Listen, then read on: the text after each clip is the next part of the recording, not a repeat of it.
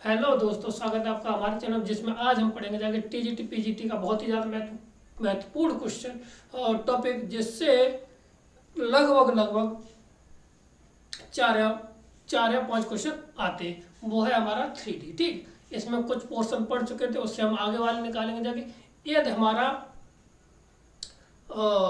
दो लाइनें दे रखी हैं, ठीक है, तो उनके बीच में एंगल होता है, उनकी क्या क्या शर्तें होती है, कब पैरेलल होंगी जाके, कब हमारी परपेंडिकुलर होंगे जाके, तो इस तरह की कंडीशन होते हैं, तो हम निकालना सीखेंगे जाके। ठीक, अगर लाइनें हमारी दे रखी हैं दो, अगर R1 बराबर दे रखा है A1 प्लस के साथ T टाइम्स ऑफ B1, ये एक लाइन दे रखी है।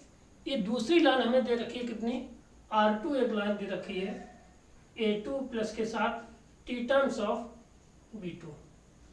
अब ये कहता है कि अगर ये दोनों लाइनें कहीं ना कहीं जाके इंटरसेक्ट करेंगी जाके, अगर इंटरसेक्ट कर रही हैं तो इन लाइनों के बीच में एंगल हमारा कितना बनेगा जाके, इस बात पे बात करते हैं। तो वो एंगल हमारा हो जाएगा cos थीटा बराबर B1 dot B2 upon B1 mod, कितना आ जाएगा, B1 का मॉड इंटू B2 का मॉडुलस ऑफ B1 और मॉडुलस ऑफ B2।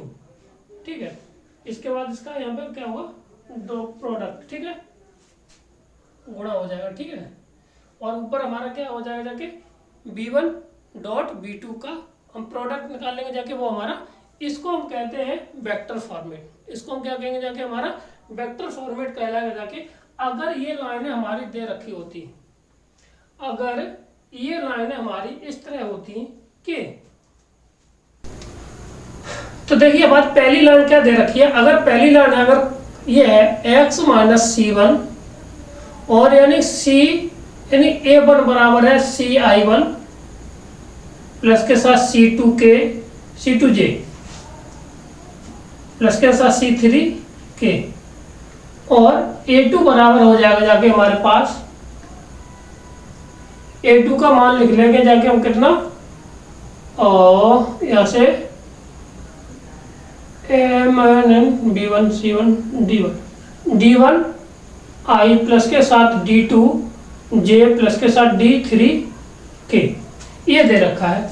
और B1 का मान हम मान लें, B1 का L1 I प्लस के साथ L2 J प्लस के साथ L3K एंड B2, ये हमें दे रखा कितना, L2 प्लस के साथ आयोटा प्लस के साथ L3J प्लस के साथ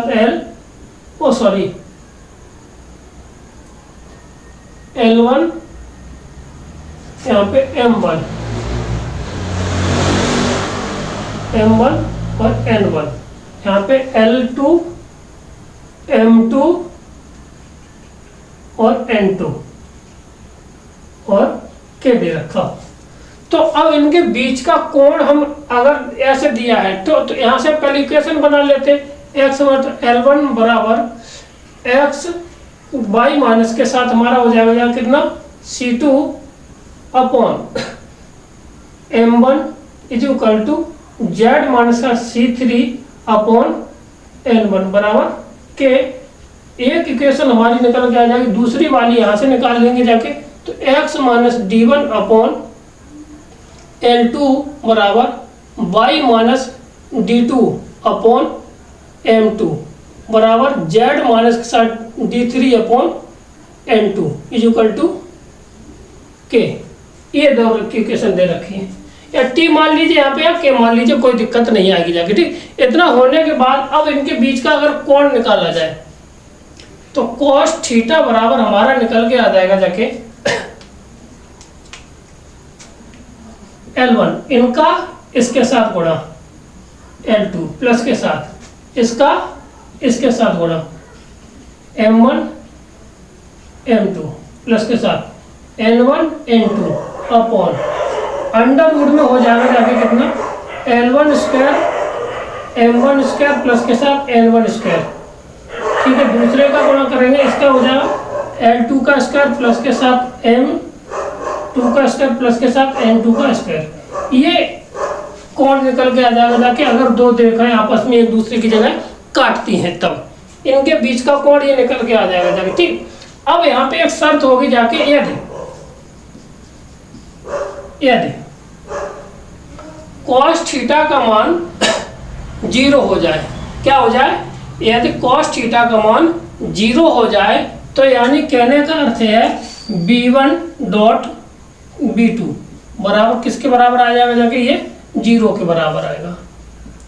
तो इस कंडीशन में हमारी जो लाइनें होंगी जाके परपेंडिकुलर होंगी जाके, कैसे होंगी जाके, परपेंडिकुलर, क्योंकि जब थीटा का मान 90 डिग्री होगा जाके तो cos 90 की वैल्यू किसके बराबर होगी जाके, 0 के बराबर होगी जाके। ठीक है, तो कहने का अर्थ है कि L1 L2 प्लस के साथ M1 M2 प्लस के साथ N1 N2 बराबर किए किसके बराबर आएगा जाके, 0 के बराबर आता है। तो हमारी रेखाएं आपस में कैसे हो जाएंगी, परपेंडिकुलर हो जाएंगी। और यदि नहीं आता है तो यानी कि cos थीटा यानी थीटा का मान किसके बराबर आ जाए, 0 के बराबर आ जाए, यानी वो आपस में एक दूसरे को कभी ना काटे। जब कभी ना काटेंगे जाके तो उस कंडीशन को हम क्या कहते हैं, परपेंडिकुलर कहेंगे जाके। तो वो पैरेलल लाइन है, this is a perpendicular line, perpendicular lines. ठीक, अब यहाँ पे अगर तो कंडीशन होती L1 अपॉन L2 बराबर M1 अपॉन M2 बराबर N1 अपॉन N2। तो अगर ये शर्त बन जाती है तो lines are parallel, lines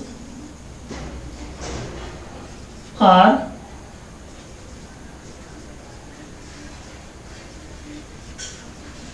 parallel. ठीक, ये कंडीशन हो गई। अब यहाँ पे हमें एक दो सवाल कर लेते, एंगल निकालना सीख लेते और कुछ सवाल होंगे जाके वो देखते हैं। ठीक है, तो स्टार्ट करते हैं अगला टॉपिक से, क्वेश्चनों से।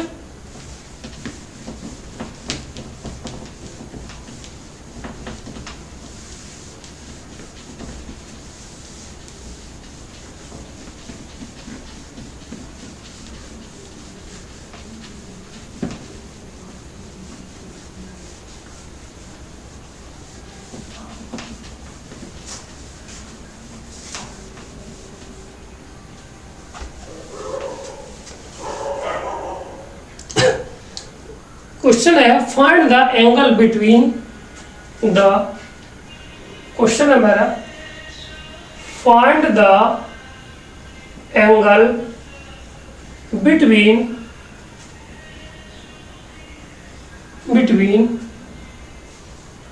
x प्लस के साथ 1/1 बराबर y minus 1/2 is equal to z upon 1 is equal to t, and x minus 2 upon 2 is equal to y minus 1 is equal to z minus 1 upon 4 is equal to t2।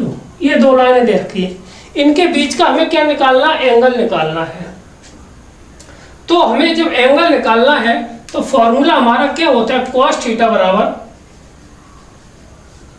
यानी कि cos theta बराबर होता है L1 L2 plus के साथ हमारा हो जाएगा कितना, M1 M2 प्लस के साथ N1 N2 अपॉन अंडरवुड में L1 स्क्वायर प्लस के साथ N1 स्क्वायर प्लस के साथ N2 स्क्वायर। ठीक है, और अगला हमारा हो जाएगा कितना, L2 स्क्वायर प्लस के साथ M2 स्क्वायर प्लस के साथ N2 स्क्वायर। ये हमें दे रखा है। ठीक, यहां से जब दे रखा तो यहां से एलिमेंट ये रखे, ये L1 है, ये L2 है, वो सॉरी ये M1 है और ये N1 है, ये L2 है, ये M2 है और ये N2 है। अब ये वाली these value put in this, तो क्या हो जाएगा जाके इसका गुणा हम इसके साथ करेंगे जाके, ठीक है। तो कितना हो जाएगा 2 × 1, फिर इसका गुणा इसके साथ करेंगे तो माइनस के साथ 2,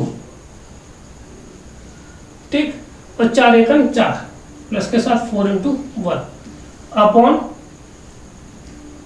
1² प्लस के साथ 4 प्लस के साथ 1 इंटू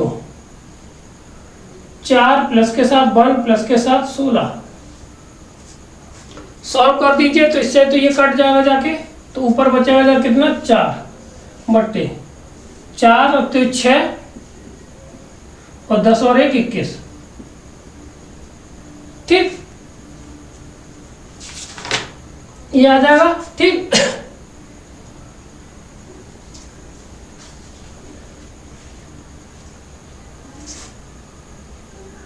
चौदह 3, सॉरी यहाँ पे 3 का वर्ग है, ठीक है ना, तो लास्ट में 3 हो जाएगा जाके, यहाँ पे हो जाएगा हमारा कितना 3, ठीक, 4 3 पे कितना आ जाएगा हमारा 12 ऊपर आ जाएगा, ठीक।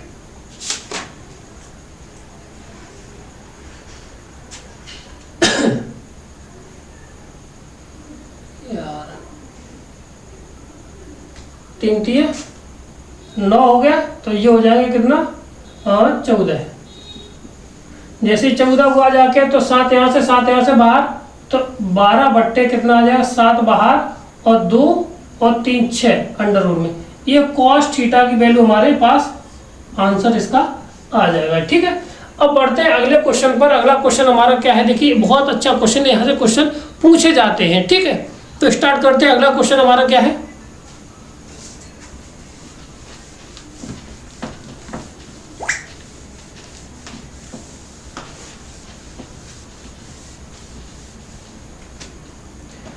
कहता है कि find the value of the alpha for which the लाइनें दे रखी हैं यार, कैसी है परपेंडिकुलर है ईच अदर। 2 लाइनें दे रखी हैं वो आपस में कैसी है परपेंडिकुलर है, तो उसको देखना है।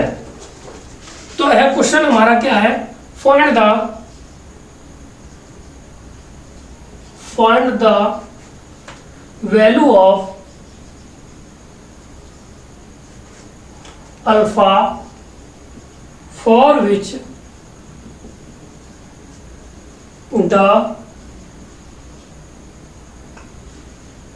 line, हमें लाइन दे देगी r = 2y प्लस के साथ j प्लस के साथ 3k प्लस के साथ t1, तो 2y प्लस के साथ अल्फा j प्लस के साथ 4k, एंड दूसरी लाइन हमें दे रखी है s =